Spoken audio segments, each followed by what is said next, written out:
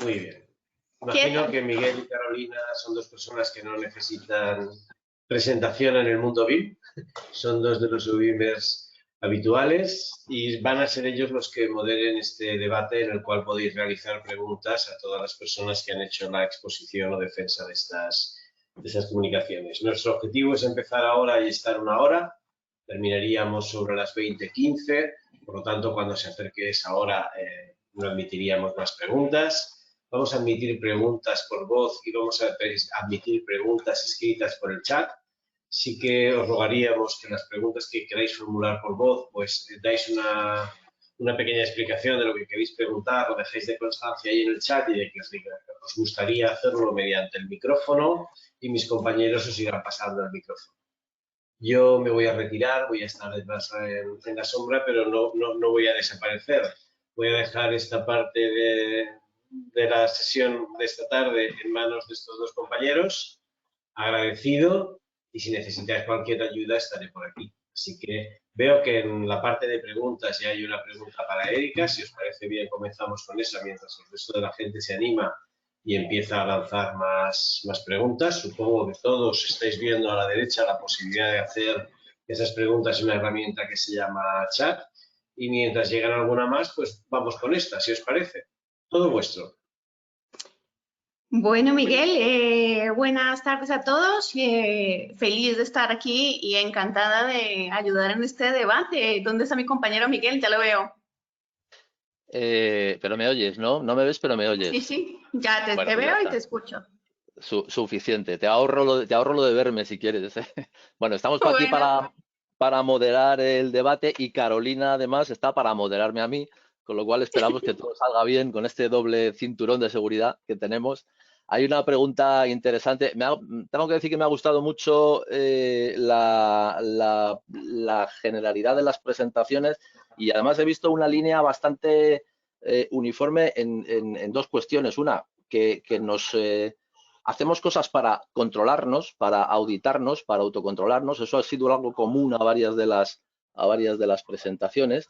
Y luego he visto que vamos mucho hacia la programación, hacia la mejora y hacia cosas que yo tengo mis dudas. Luego si no hay preguntas, polemizaré un poquito por chincharos un poco a todos, ¿sabes? Y que se mueva un poco el árbol y tal.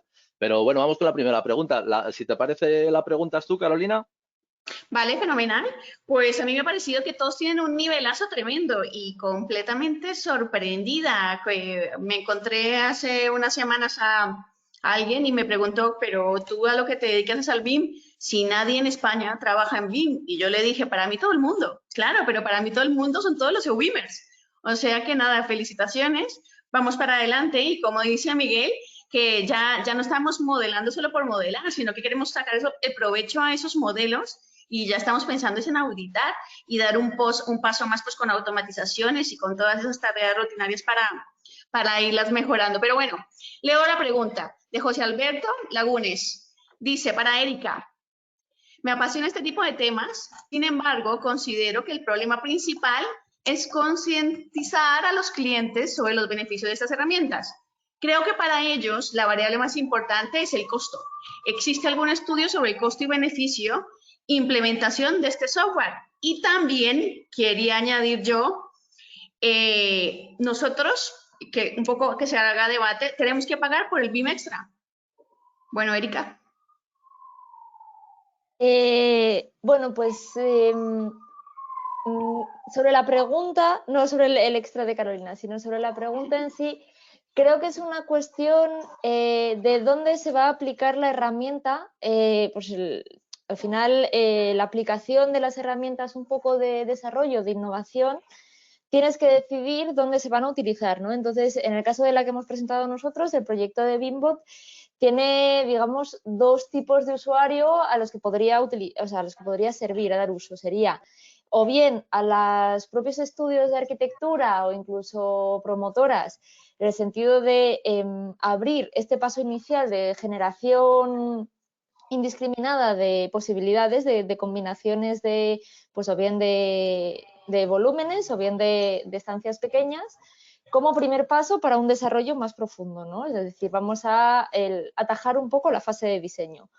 Y luego, esa sería una aplicación. Y la otra aplicación sería en el caso de un usuario, a lo mejor no tan técnico, que no vaya a darle una segunda vida a ese modelo bien producido, sino que lo use como referencia pues, para sacar unos pequeños informes de costo, de posibilidades y, digamos, poder tener un primer informe sin necesidad a lo mejor de una supervisión más técnica o de una consultoría más técnica, poder acceder a un informe un poco realista de cuáles son sus posibilidades, ¿no? Dentro de sus preferencias de usuario. Entonces, para mí aquí es una cuestión de que no, o sea, no se trata de que te llegue un cliente y le dices, oye, si uso esta herramienta te voy a cobrar más. Y ya para mí es una cuestión de querer introducir esa herramienta como fase de tu, o sea, como parte de tu flujo de trabajo dentro de tu estudio normal. O sea, al final tú cuando trabajas, cuando tienes un flujo complejo y muchas fases de proyecto,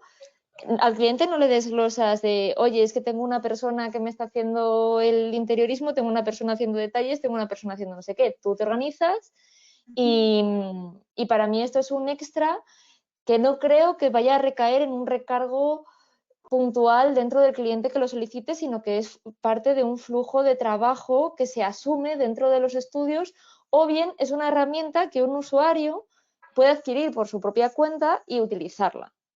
Entonces yo creo que por esa parte no es una cuestión de convencer al usuario, sino de que a lo mejor el usuario ni siquiera necesita saber que estás utilizando Beambot en este caso, ¿no? Sino que tú lo integras como parte de tus recursos de BIM.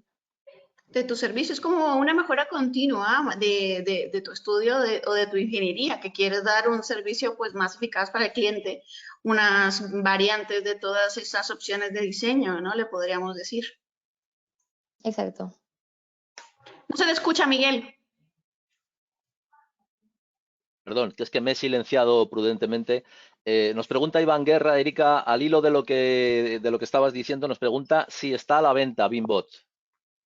Todavía no, estamos en fase de acabar de desarrollarlos. Al final, Beambot viene enmarcado dentro de un proyecto del CDEPTI, que ya el resto de compañeros además lo han explicado súper bien el sistema de financiación y las ventajas que supone tener este tipo de colchón para desarrollar este tipo de herramientas. Entonces, ahora mismo, de las que os he enseñado en los vídeos, son las que más avanzadas tenemos, las estamos testeando a nivel interno dentro del estudio y esperamos que el año que viene, a finales, empezar a poder utilizarlas realmente como herramienta y de hecho estamos justo trabajando ahora un poco en estudiar qué tipo de acercamiento al mercado es el idóneo, ¿no? O sea, si hacerlo un poco de la mano del estudio como herramienta dentro de, pues depende también un poco del software en el que quieras trabajar, si va a ser algo dependiente de Revit, de no. Hay muchos factores todavía ahí, pero bueno, el objetivo realmente es hacerlo accesible para que sea algo con lo que trabajar y de lo que nosotros podamos aprender también y seguir mejorando la herramienta. Muy bien. Yo hoy me he quedado sorprendido porque hoy los arquitectos hemos aprendido lo que eran los duques de Alba. No sé vosotros, pero yo me he ido a Google ahí a buscarlo. Digo, lo he escuchado mal, esto no puede ser, pero sí, al final. Y efectivamente los duques de Alba existen y además se construyen. O sea que habéis marcado un hito hoy en la historia de la ingeniería que le habéis enseñado a un arquitecto una cosa que ni siquiera sabía que existía. Cosa que puede pasar cualquier día de la semana, en cualquier momento. Sí. Era una referencia histórica también. Me imagino. Oye, yo quería haceros una pregunta. Primero, quiero animar a la gente que está ahí al otro lado que haga preguntas. No veo muchas preguntas y sé que queréis saber cosas. Vamos, estoy seguro. Yo quería saber una cosa al hilo de los que habéis hablado de realidad, de Machine Learning y demás. Hay un momento en el que yo no sé a vosotros, pero a mí me da cierto vértigo el hecho de que muchas de las cosas que creo que son nuestro valor, que es la capacidad de tomar determinadas decisiones a la hora de diseño y a la hora de definir y demás, yo veo un horizonte quiero pensar que el horizonte es más allá de, no sé, 25 o 30 años, que es lo que me queda a mí. Lo siento por los que os queda más, pero yo con eso tengo bastante. Pero veo un horizonte en el que a lo mejor la idea que tenemos ahora de la profesión del proyectista, arquitecto, ingeniero, aparejador, el que sea, va a quedar limitada a mucho, ¿no? Vamos a decirlo así. Os dejo responder al que queráis de vosotros. Casi todos habéis hablado un poco de esto, ¿no? Pero algunos más que otros.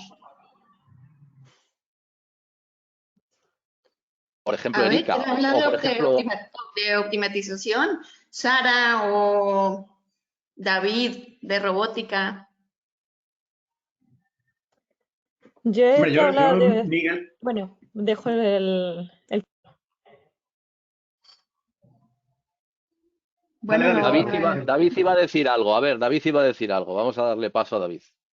No, yo te iba a decir, Miguel, que el debate que has abierto, que creo que es muy interesante y está trillado. Yo personalmente creo que falta bastante tiempo, ¿no? Para que realmente una inteligencia artificial pues, pueda sustituir todas las decisiones, ¿no? Creo que es indiscutible que el estudio de alternativas, como el caso que ha mostrado Erika, pues es indudable el valor que tiene y creo que una ayuda a los técnicos o a la toma de decisiones, pues hay que tomarla desde luego y sería del género tonto no hacerlo, ¿no? Pero de ahí a la decisión final creo que todavía va un trecho, pero bueno, creo que si simplemente en los próximos años este tipo de tecnología sirve para ofrecer mejores alternativas, pues creo que con mejores alternativas se pueden tomar sin duda mejores decisiones, ¿no? Y ahí creo que las máquinas son inmejorables para ellos si los algoritmos se diseñan adecuadamente. Y bueno, pues yo creo que proyectos como ese, sabéis que nosotros también en años anteriores también hemos presentado en Udin artículos de esta índole y pues bueno, tenemos también mirado ese asunto, aunque este año nos hemos decantado por otra línea, pero bueno, esa es mi opinión, ¿no? Que bienvenido sea, como resumen, pero creo que para decidir al final del todo, de momento, el grado de complejidad y de singularidad es muy grande y seguramente pues hará falta de momento los humanos y las humanas para decidir al final. Erika, tú me tranquilizas también. ¿Me dejas 20 años más o menos de margen o no? Sí, sí, o sea, yo soy muy optimista con el desarrollo de estas tecnologías y creo que van a ir muy rápido y creo que es imprescindible estar al día con ellas. Pero en ningún momento veo que es como el típico miedo, ¿no? Yo cada vez que cuento Bimbot, incluso a nivel interno, de oye, pero entonces vamos a quedar sin trabajo, no sé qué. No, yo eso lo veo muy lejos. Creo que precisamente el valor está en que, en que vamos a ser capaces de sacar muchísimo más partido al desarrollo de los proyectos acompañados por una tecnología que tiene que estar supervisada en dos frentes, o sea, tanto en el propio diseño del algoritmo, que debe de beber de una experiencia buena, o sea, de unas reglas realmente coherentes y que den lugar a unas viviendas funcionales, en el caso de las viviendas que sí que estoy hablando, y en el otro extremo tiene que estar también el papel del arquitecto supervisando y dándole el toque final y la particularidad. O sea, al final esto es un paso que realmente es la lanzadera inicial, pero a la hora de resolver los problemas y las particularidades de cada proyecto, empezamos a entrar en un nivel de complejidad extremadamente alto. Entonces, creo que nuestro papel, en lugar de estar en el medio en el de produzco opciones, eso nos lo vamos a ahorrar, que mejor, porque realmente es algo que es que ni siquiera es tan entretenido, sino que es mejor decir, oye, te enseño cómo lo haces y superviso que lo hagas bien. Entonces va a ser un trabajo de calidad, yo creo, para todo el mundo. Sí, igual, yo también creo que no va a suceder eso, que total, nosotros tenemos muchísimo valor más humano por dar y lo que no debemos es dedicar tiempo a tareas rutinarias, eso es lo que las máquinas nos pueden ahorrar. Y también, como dice Carlos Enrique Pedrosa, que no es que desaparezcan nuestras profesiones, sino que se transforman, ¿no? Se transforman en ese valor humano que le damos a nuestros proyectos. Y bueno, Sara, qué ibas a contarnos? Sí, yo lo que quería aportar en todo esto es que las distintas presentaciones que hemos visto son software, estudios, pero yo creo que todo tiene el mismo trasfondo, que es que realmente nos empezamos a preparar para esa era digital que no está en 20 años, que la tenemos aquí encima y estamos ya empezando a pensar en que todos nuestros esfuerzos tienen que ir destinados a saber cómo realmente utilizamos esas ventajas que nos da la tecnología, que nos da el software, y entonces ya lo que nos destinamos es más a pensar en procesos, cómo hacemos, qué pensamos, cómo podemos mejorar, que en el decir vamos a inventar algo nuevo, ¿no? Y que también en todo esto también la sociedad al final nos pide que tengamos muchísima información, porque todos hemos hablado de modelado BIM y es precisamente información que queremos ya en todo momento y cuanta más mejor, pero que también hay que saberla procesar,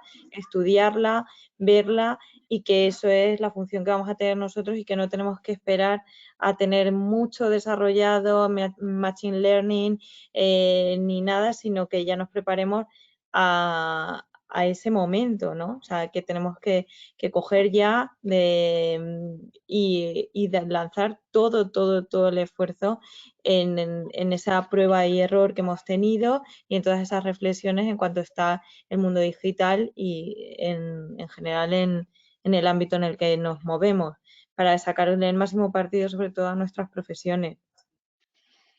Exacto.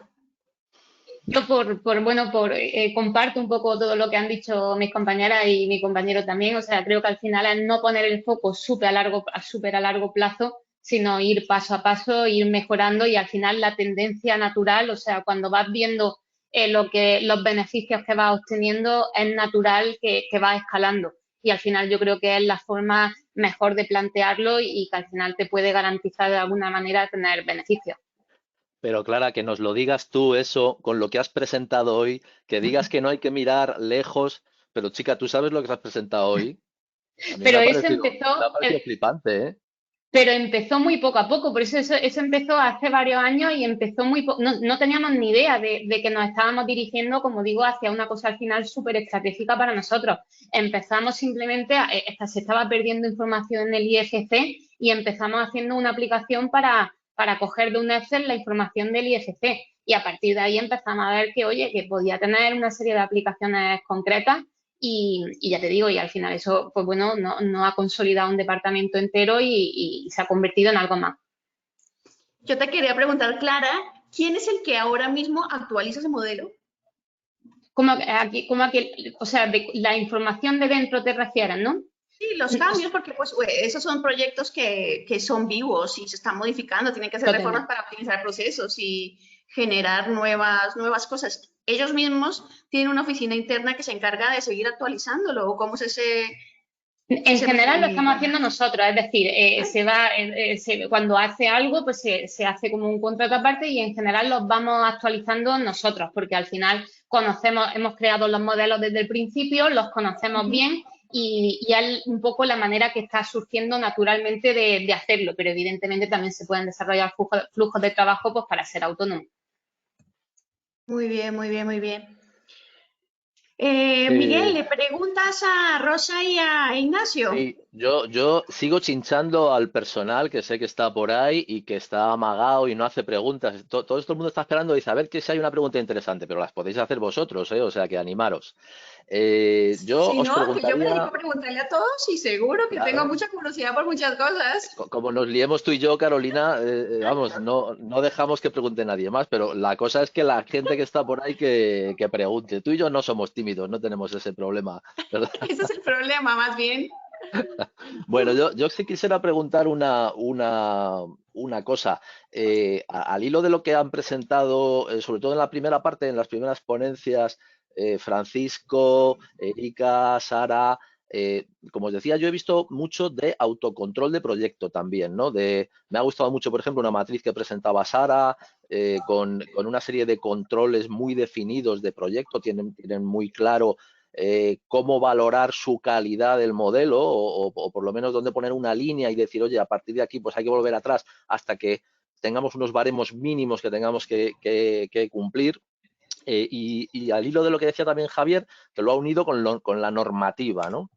¿Hasta qué punto vosotros creéis, esto es difícil, ¿no? Pero difícil que se consiga, pero vosotros creéis que algún día habrá un software de verdad, un software, una plataforma, un servicio web, en el que verdaderamente seamos capaces de subir un modelo, estoy hablando ya de una cosa utópica, que seamos capaces de subir un modelo, no sé en qué formato, IFC o el que sea en ese momento y demás, y de verdad nos dé una valoración de lo que estamos incumpliendo en determinadas normativas, es decir, que nos haga un autochequeo de todo eso. Yo sé que ha habido intentos y de hecho sé que hay empresas que están trabajando en ello y demás, pero me resulta tan enorme el campo, ¿no? En mi cabeza suena eso tan enorme que yo no sé si eso... ¿Vosotros qué pensáis sobre esto? Sí, realmente es muy complejo que abarque todas las normativas existentes, la actualización continua, pero realmente todo son herramientas para ir reduciendo el proceso de ensayo-error. Es que te quiten esa fase de probar cosas a ver si funcionan o no y que la máquina automáticamente esté haciendo todas esas comprobaciones de forma muchísimo más rápida de como las puede hacer una persona manualmente. Entonces, al final, al hilo de lo que decíais anteriormente, yo no creo que vayan a sustituir, son simplemente herramientas que ayudan al diseño, que ayudan a reducir los errores, que ayudan a mejorar los tiempos de trabajo, igual que pasó en el diseño de los edificios cuando se introdujeron metodologías para poder dibujar y diseñar en 3 dimensiones. Bueno, pues ahora es que tenemos muchas dimensiones más que nos pueden ayudar a hacer los proyectos mejor y más rápido. No creo que nos vayan a sustituir, pero por lo menos tenemos una ayuda ahí bastante importante. Yo creo que sí, que es una línea de trabajo que le queda todavía mucho por delante, pero que se van viendo pasos continuamente y se va avanzando y sobre todo es un problema, lo que hemos visto nosotros en el proyecto, sobre todo hay un problema muy grave de estandarización y de comunicación, porque claro, cuesta mucho conectar unas plataformas con otras, hay que tirar mucho de programación, ir buscando cómo puedo conseguir este dato y ahora cómo lo conecto con esto, pero bueno, es la línea en la que se está trabajando y creo que se están haciendo avances muy interesantes como hemos visto esta tarde. Exacto, yo lo que veo es que al final tú le llamas altura y yo le llamo alturita, ¿no? Y ese es el problema que tenemos para crear esas plataformas de control de cosas, ¿no? Bueno, a mí, Javier, me dejó impresionada toda la biblioteca que se han montado para poder calcular la energía. Me parece un trabajo fascinante, impresionante. ¿Y esa aplicación también está a la venta o la van a distribuir o qué tienen pensado o qué cosas tienen pensado hacer en más allá? Sí, el proyecto es un proyecto que todavía se está trabajando en él, siguen todavía, ahora están otros compañeros, yo ya no estoy en ese proyecto, pero siguen trabajando con ellos y el objetivo final es pues crear esos archivos que sean abiertos y que tengan acceso tanto arquitectos como constructores que necesiten esa información de forma que se empiece a estandarizar más el uso de esta metodología. Claro, claro, muy bien. ¿Querías decir algo, Sara? Sí, yo creo que Javier nos ha demostrado hoy que realmente se puede parametrizar, se puede ver con distintas herramientas, habla de Python, de Dynamo, de Revit, han visto cómo se puede poner de manifiesto toda esa información, cómo se puede testear con herramientas que no son excesivamente complejas, sino que es fiable, ¿no? Entonces nos demuestra que eso que pensábamos hace 5 años probablemente se puede hacer, ¿no? Y un primer paso en esto que nos planteaba Miguel de se podrá dar un botón y saber si todo está bien o mal o cómo, ¿no?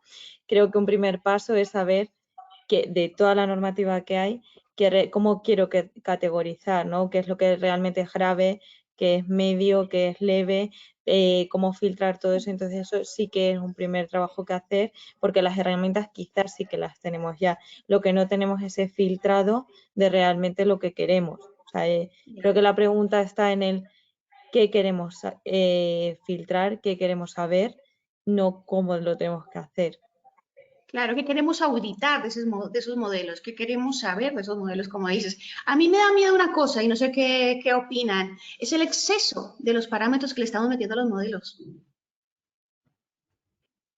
Es impresionante, yo me encuentro modelos con miles de parámetros, y como no saben si está lleno, pues crean otro, y como no saben si está lleno, pues crean otro, y pasan un día muy llena, de llenan, y son modelos que se van pues saliendo de las manos. No sé, ¿quién me quiere dar una guía de cómo optimizo o de cómo organizo para que esto no suceda? Pues yo me animo a entrar ahí al trapo, ¿eh? Vale, A ver, dale. dale David y luego damos nuestra humilde opinión desde el lado de la ingeniería civil. Mira, un par de cositas. Al hilo de lo que decía Miguel hace un rato sobre el tema del cumplimiento de normativa, para mí el gusanillo está en que si ya nos estamos haciendo esa pregunta, cosa que con la tecnología previa creo que esa pregunta sería inimaginable que nadie se la hiciera, ¿no? Si con el CAD podríamos plantear en algún momento un proceso de cumplimiento de normativa. Sin embargo, el que con la información que los modelos tienen, solamente el hecho de que esa pregunta nos ronde a todos por la cabeza, y efectivamente sabemos que hay ya intentos, que hay, bueno, algunas cosas que ya se están consiguiendo, pues creo que la pregunta es ¿cuándo será posible? Porque evidentemente va a serlo, ¿no? Yo creo que es evidente que sí.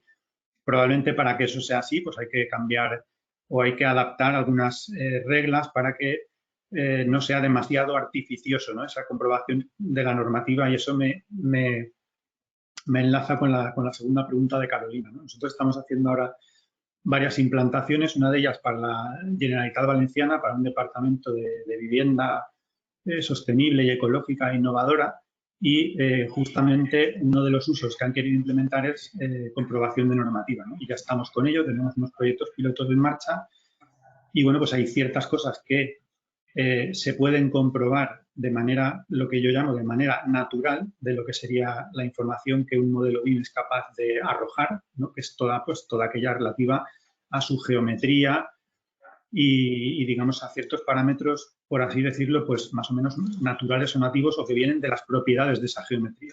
Ahora, lo que no vemos razonable, ninguno de los que llevamos ya más tiempo en este tema, es que, como decía ahora Carolina, que para ciertos usos o para ciertas cosas, pues atiborremos los modelos de información y de parámetros cuando realmente creo que cualquiera con un grado de madurez un poquito más rodado, pues sabe que no es el modelo el sitio para meter datos o para picar datos o es una fuente de datos que, digamos, que no son naturales, ¿no? De un modelo, más allá de su geometría y de sus propiedades, pues más o menos relacionadas con cierta parte de la geometría. Entonces, yo creo que desde ese punto de vista, esta parte de la administración que os he comentado antes ha optado por, en estos proyectos piloto, pues hacer lo que estamos llamando pues datos extendidos o tablas de contenidos asociadas, ¿vale? Que no están en el modelo, pero que lo que estamos haciendo es redactar un estándar para ver cómo se relacionan con el modelo. Entonces, al final lo que hemos provocado es que los entregables, ¿vale? La fase de entregables de un proyecto, de una obra, de una recepción, lo que sea, pues no son solamente los modelos, sino son los modelos y la información estructurada de cierta manera, ¿vale? Que de momento, para hacer la parte más sencilla y más fácil, pues lo estamos haciendo con tablas, ¿vale? Directamente. Bueno, pues tienen unos códigos que se relacionan con esos modelos y que de alguna manera, pues bueno, con herramientas muy sencillas, pues puedes arrastrar toda la información que quieras adicionalmente a la geometría. Con lo cual, al final, te montas un estado en el que tienes dos grandes fuentes de información.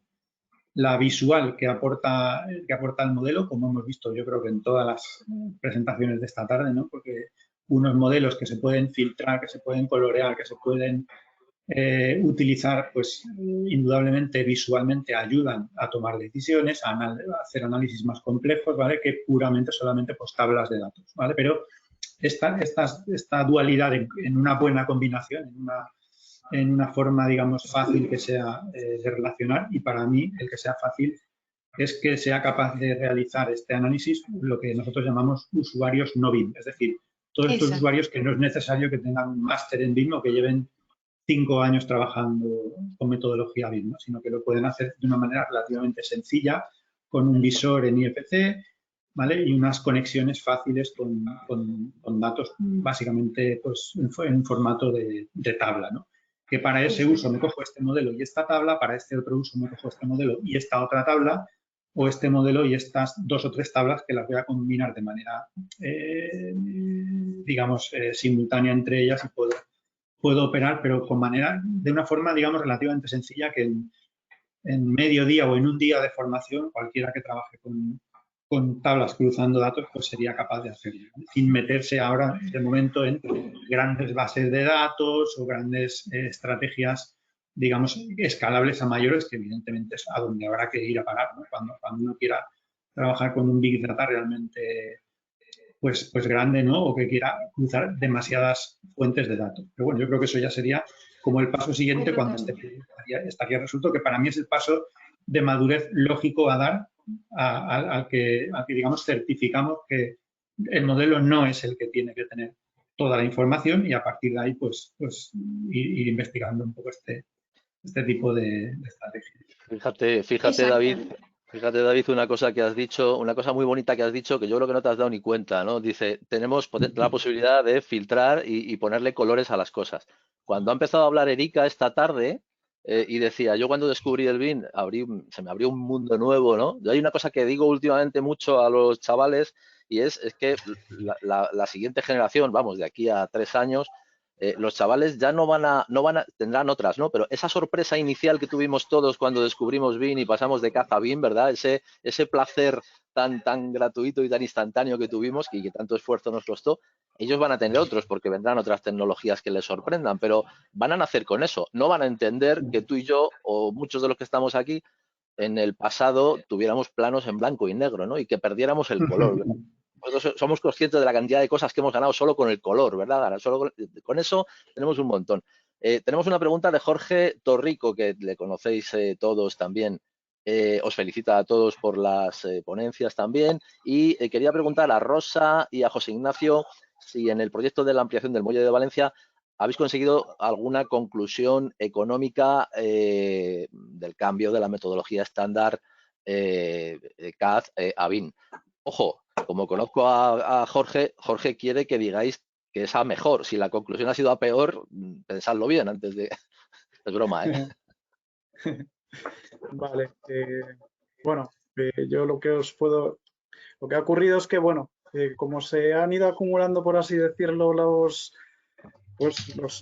pequeños retrasos, no de 1 o 2 minutos, y aún así sé que nos hemos pasado un poco de los 20 minutos establecidos, al final iba tan rápido que precisamente además en la diapositiva correspondiente a la parte de mediciones, una de las cosas que quería haber comentado en concreto. ¿Cómo te has comido la pasta? ¿Cómo te has comido la pasta si es lo que más nos interesa, José Ignacio? Bueno, pues como se ha dicho en algún momento, cosas del directo, ¿no? Y bueno, a ver, lo que os puedo, mira, lo voy a buscar porque lo tenía apuntado para haberlo dicho, por ser un poco exactos en el tema de los datos, efectivamente.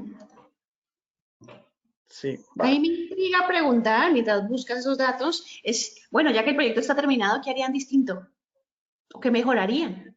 ¿O qué implementarían en el protocolo de puertos? ¿Qué han descubierto que pueden mejorar?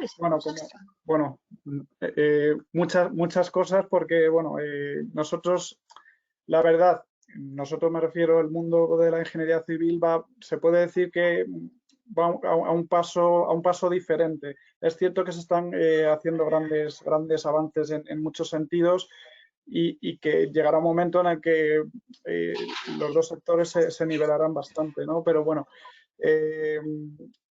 como al final estos proyectos están siendo muy pioneros, todo lo que implica la aplicación directa de la metodología, porque mucha gente, como sabéis de sobra, asume que BIM es un modelo súper bonito que te va a decir todo del proyecto, pero lo que hay detrás mucha gente no lo ve. El tema de la comunicación, la eficiencia de procesos, el cambiar completamente la mentalidad en cuanto al tema de compartir datos, el entorno común de datos, todo eso.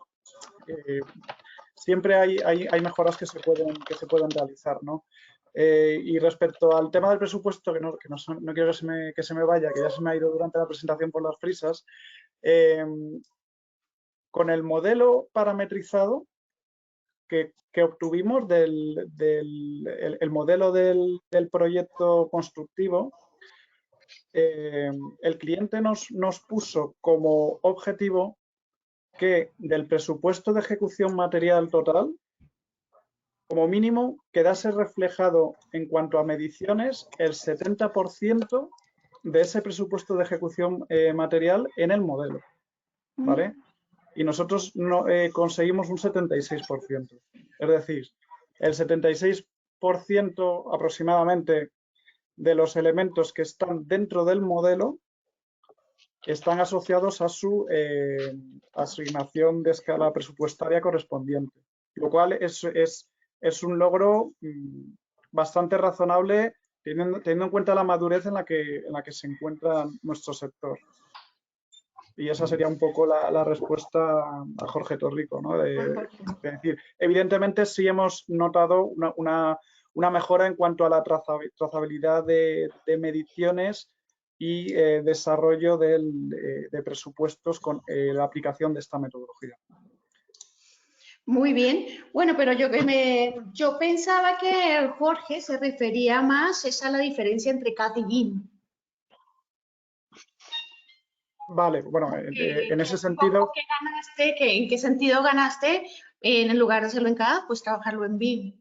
Sí, sí, bueno, en varias fases del proyecto, porque, bueno, desde los estudios previos en los que hemos obtenido un modelo de batimetría como el que he enseñado, que al principio nos daba problemas, eso nos hacía dudar, por ejemplo, un poco de la fuente de datos de donde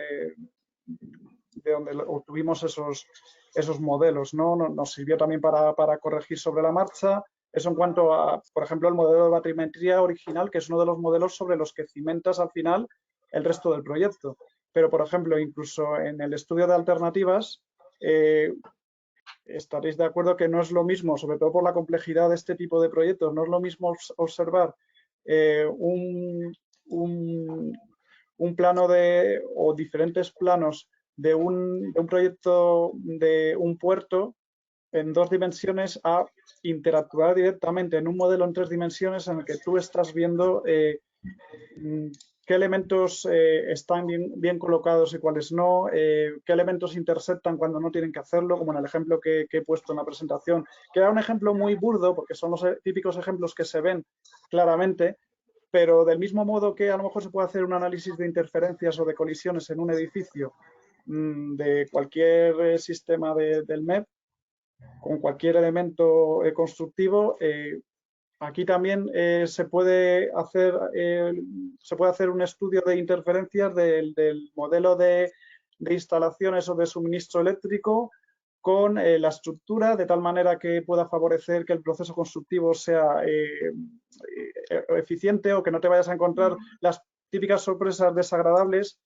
que con la metodología en 2D o en CAD no te ibas a dar cuenta de la misma manera. Y si te dabas cuenta en una fase más desarrollada del proyecto e implicaba que ya tenías que tomar una decisión que probablemente aplicara a más ámbitos de la obra o incluso del propio diseño, aún no estando desarrollada la obra. Entonces, bueno, nuestra idea con la presentación que hemos presentado tanto Rosa como yo, queríamos hacer notar que de verdad sí hay una gran diferencia entre ver cualquier tipo de proyecto de ingeniería civil en 2D, en plano, ¿no? como hemos hecho prácticamente hasta hace 2 telediarios, como quien dice, a tener un modelo en el que sí puedes interactuar y consultar cualquier tipo de elemento que no necesariamente, al hilo de lo que se ha hablado un poco antes, no necesariamente tienen que tener 40 parámetros cada elemento. Muchas veces, como ha comentado antes David, con una serie de parámetros muy básicos de geometría, de clasificación, de sistema de codificación, etcétera, incluso... Haces maravillas. Claro, eso es. Incluso muchas veces lo que recomendamos a los clientes que nos piden mucho nivel de detalle y de parametrización es directamente que uno de los parámetros sea un enlace a otra fuente que sí te pueda dar muchos más datos y no sobrecargar cada elemento con demasiadas propiedades que luego no van a ninguna ningún parte.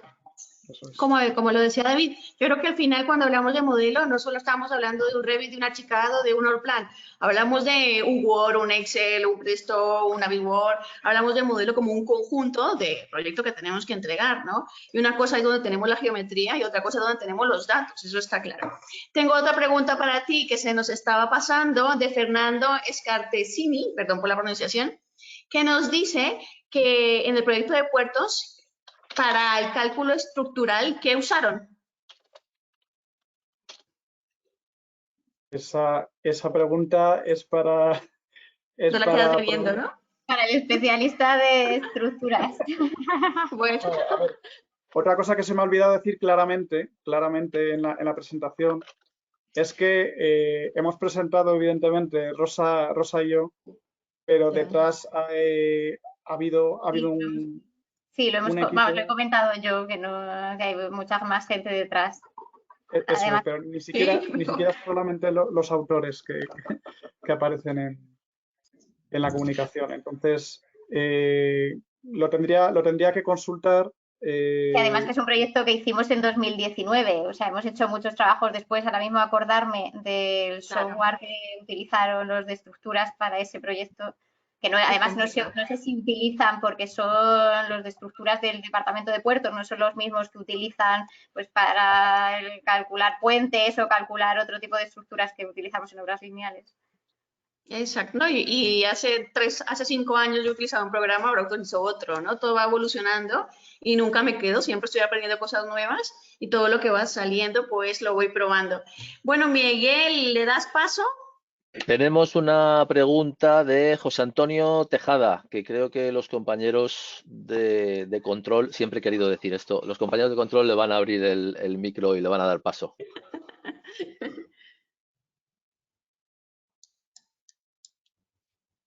José Antonio, puedes abrir tu micro cuando quieras.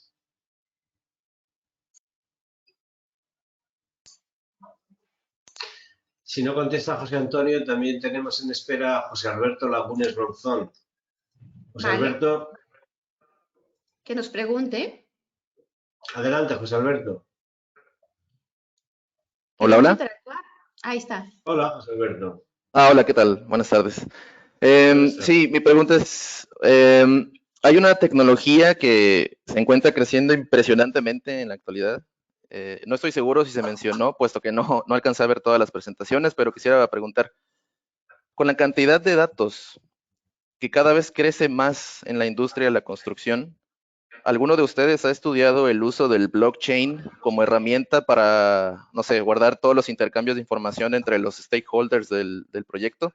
Y como intercambios de información me refiero a, no sé, correspondencia entre empresas, cambios en el modelo, reclamos del contratista, cambios en el proyecto, etcétera. Más que nada hablando un poco específicamente en temas legales o, no sé, auditorías o conflictos entre stakeholders. Esa es mi pregunta.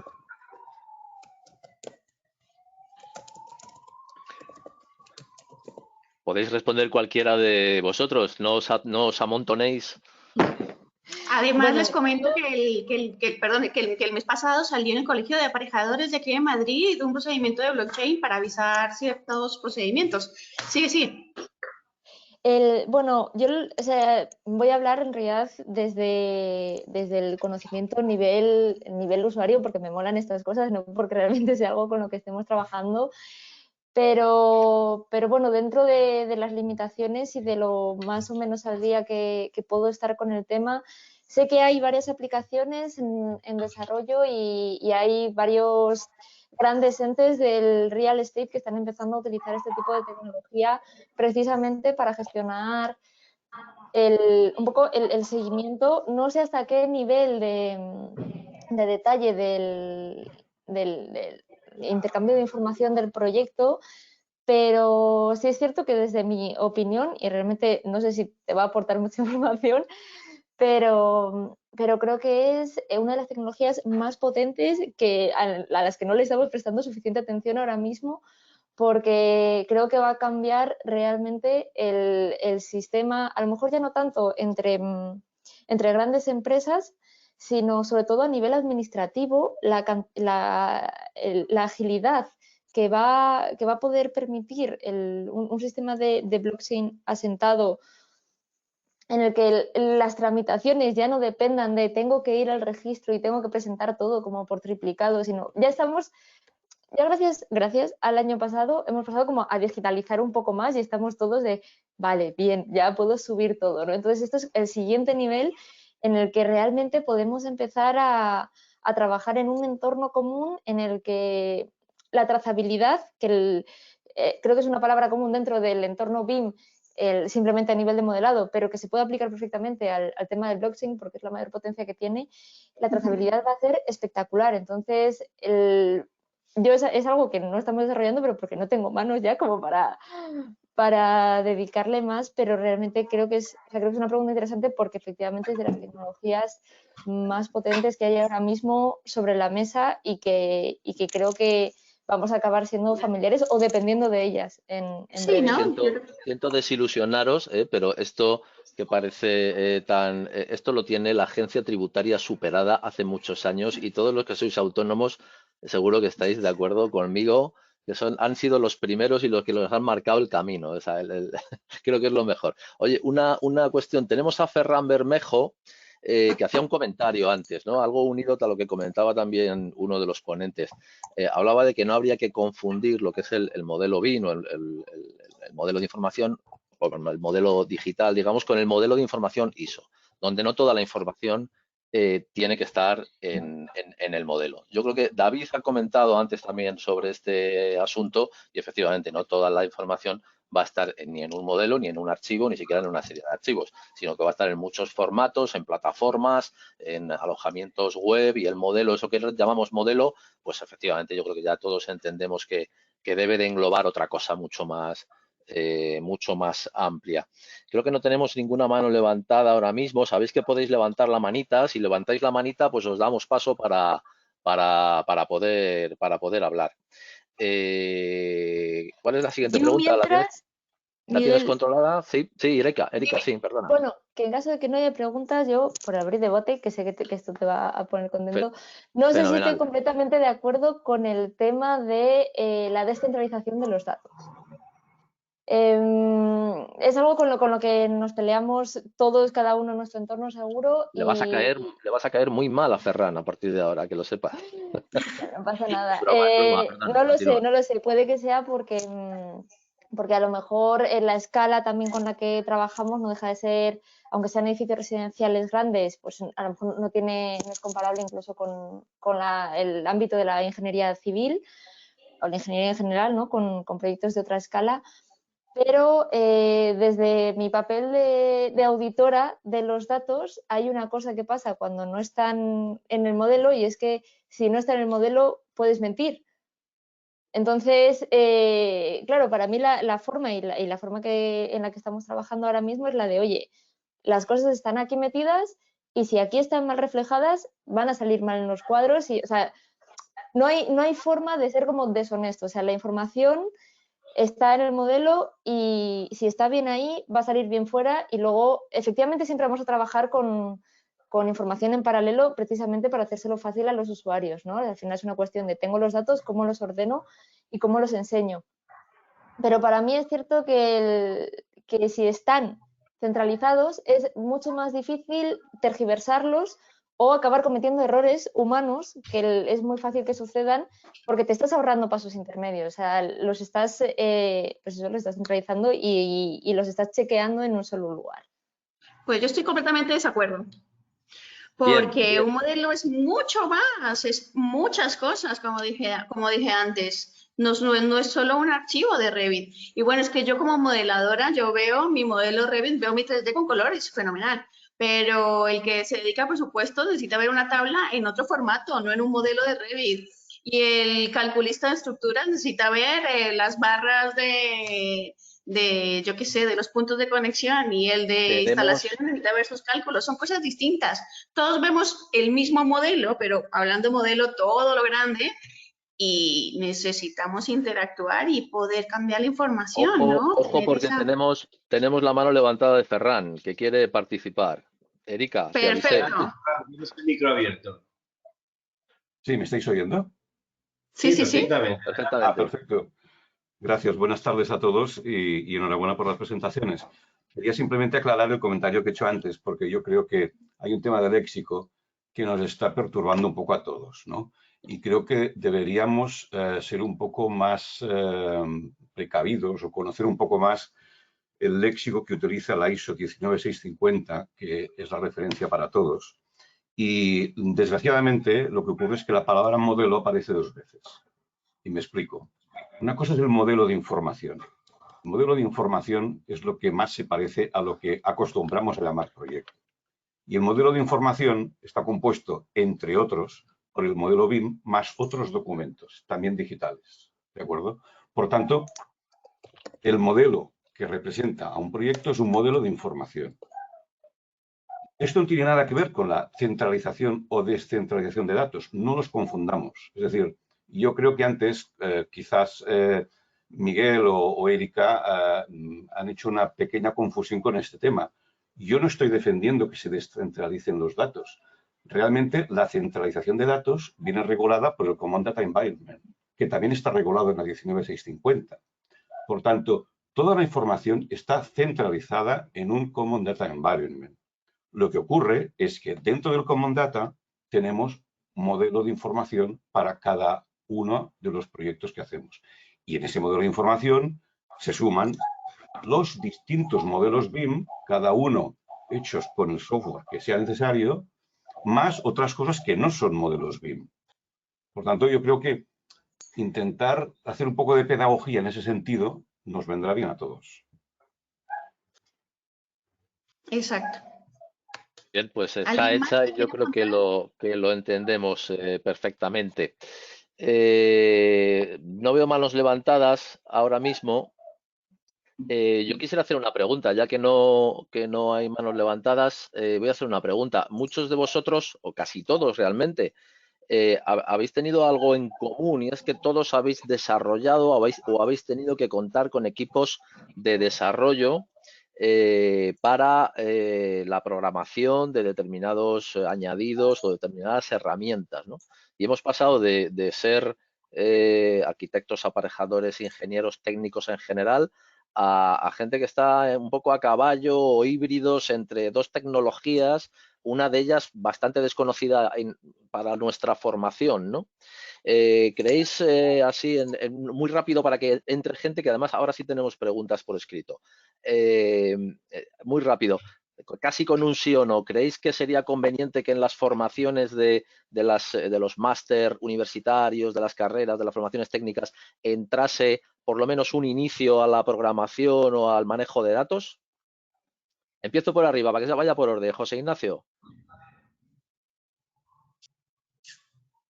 El micro. Está silenciado, José Ignacio. Disculpad. Si es un sí o un no, respondería en modo gallego, lo siento. Es que por una parte sí es muy necesario, pero por otra puede desvirtuar un poco la esencia de lo que puede ser un Master BIM. Lo que pasa es que, claro, luego también aquí entra también toda la tipología de másters que puede haber respecto a BIM, ¿no? En mi caso, en su momento, hace ya varios años, el máster que cursé era específicamente aplicado para el tema de ingeniería civil.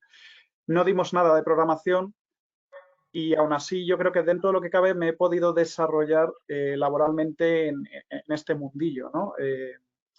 Pero sí veo que para cierto tipo de tareas sí sería necesaria esa programación.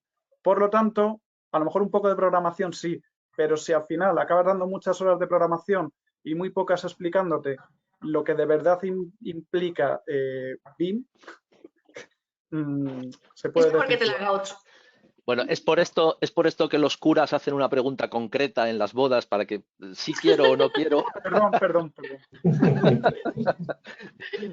Muy rápidamente, antes de que Carolina le haga la siguiente pregunta, David, ¿sí o no? Bueno, y alguna palabrilla más. Mi respuesta es un rotundo sí. Voy a explicarme mucho más brevemente que José Ignacio, pero te lo digo. Igual que el BIM nos ayuda a diseñar mejor respecto al CAD, creo que el entender los fundamentos de la lógica que hay detrás de la programación te hace sin duda entender mucho mejor lo que es un modelo BIM, ¿vale? Y poder organizar mucho mejor pues todos los procesos. Erika. Jo, yo es que no te puedo decir que sí o que no, en realidad. O sea, pero lo resumo muy rápido, ¿vale? O sea, He cometido un error, perdonad. Era una buena pregunta, es una buena pregunta. O sea, dentro de lo que es la formación, entiendo que la formación al final de un arquitecto, o mi sensación es que tiene que ser súper generalista, que toque un poco como todos los palos, y luego tú ya te especializas en lo que vas viendo que te gusta, porque si no me parece, es imposible acabar siendo, con la cantidad de ámbitos que engloba ahora mismo y cada vez más, me parece que es imposible dar toda la formación. Es cierto que creo que hay que probar un poquito. Por pasión propia te diría que sí, que todo el mundo, o sea, yo soy pro, hay que controlar las herramientas que utilizamos, tienes que saber manejarlas porque si no, estás manco. Pero es cierto que después de que gracias a la experiencia laboral me he encontrado con que al final todos los perfiles son necesarios y hay perfiles de directores de proyecto que no necesitan saber cómo manejar a lo mejor un modelo BIM, o sea, a lo mejor sí cómo entenderlo, pero no cómo manejarlo, y que su función sigue siendo espectacular porque su papel es otro. O sea, no tienen que entrar ahí. Entonces, creo que es una cuestión de, te lo cuento un poco por encima, al final todos acabamos llegando a ello de una manera, y tú ya eliges por dónde tiras y por dónde la cabra al final tira al monte y acabas especializándote en lo que te gusta. Entendido. Pues ahí sí Clara.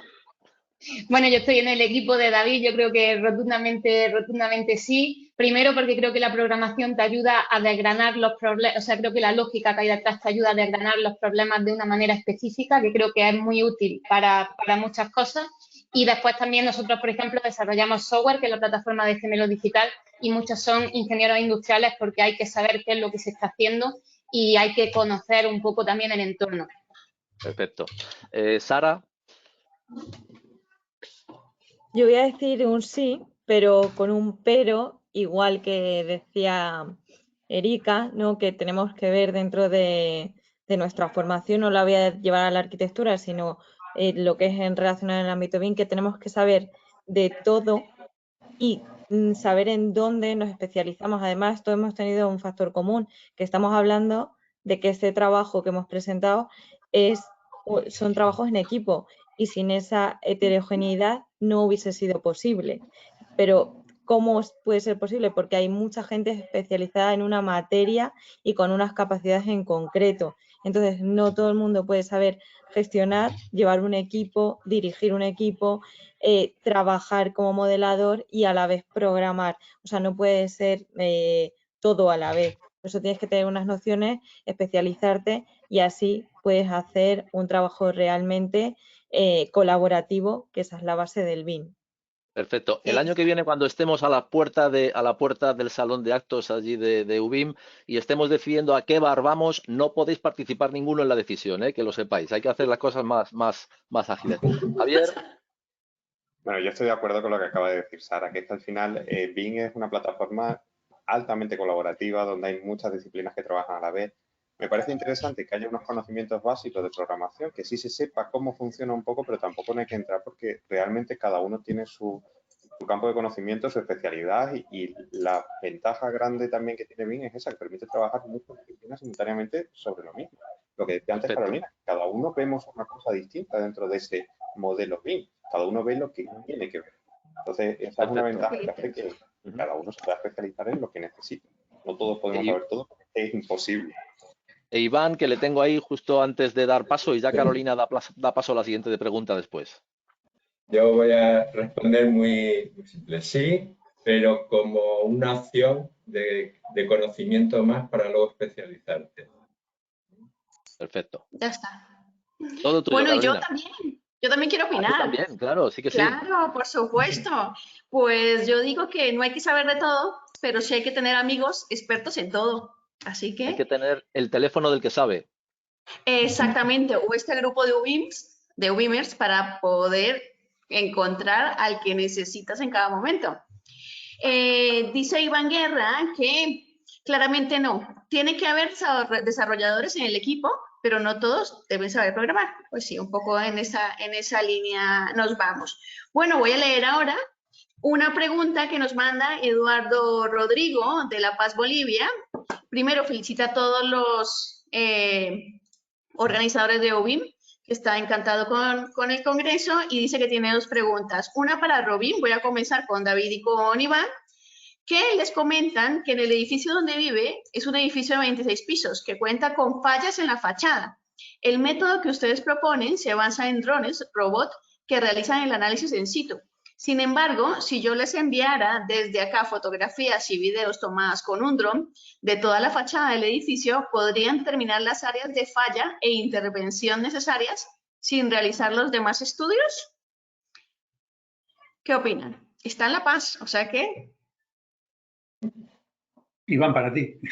Iván, para mí. Bueno, a ver, el estudio se basa en que tienes que hacer primero una nube de puntos y para ello necesitas colocar unos escáneres inicialmente en el sitio.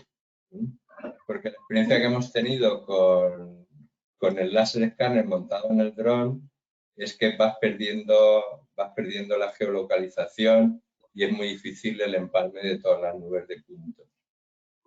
Ya, entonces, es complicado. y luego hacen falta todas las técnicas que se acoplan en el dron, como el georradar, la termografía, etcétera, etcétera, que una cámara normal no te lo aporta.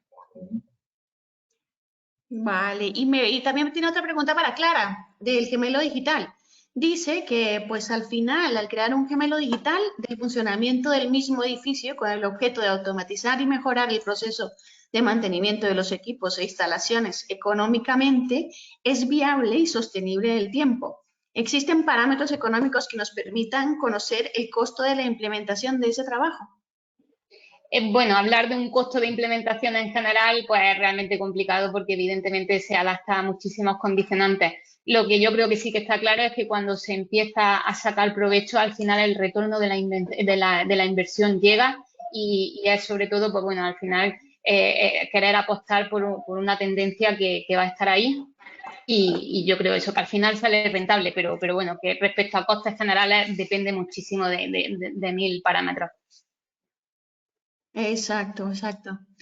Y bueno, y también nos comentaba José Alberto que al final que con la cantidad de datos que la construcción está teniendo ahora mismo, pues que Excel se queda completamente innecesario, que necesitamos programas especialistas, ¿no?, para manejar esa cantidad de datos.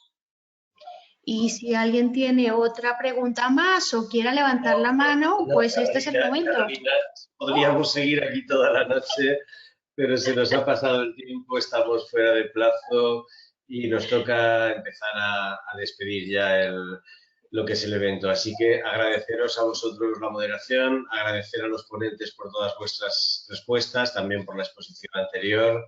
Y lo vamos a dejar aquí. Podríamos seguir más tiempo, pero lo tenemos que dejar aquí.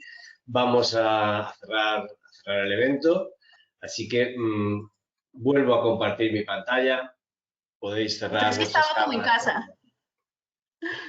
Sí, sí, estamos muy bien. Podríamos seguir aquí todo el tiempo que... Muchísimas gracias a todos por haber venido, por estar aquí. Tenemos que terminar el debate, tenemos que pasar al acto del cierre, que va a ser muy breve. Normalmente también invitamos a alguien para que despida el congreso, a alguien de las organizaciones profesionales. En este caso no hemos llamado a nadie. Quiero reiterar la felicitación a todos los compañeros que me ayudan a organizar el congreso.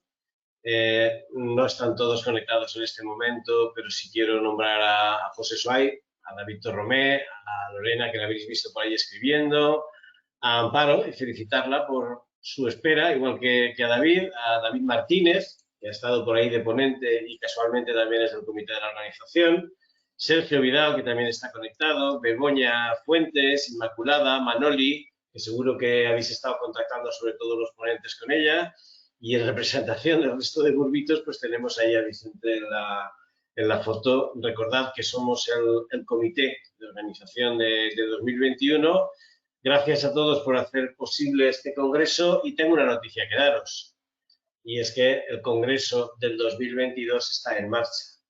Mientras estabais haciendo ese debate, la verdad es que ha cambiado la web y como podéis ver, la web de EUBIM 2022 ya está en marcha.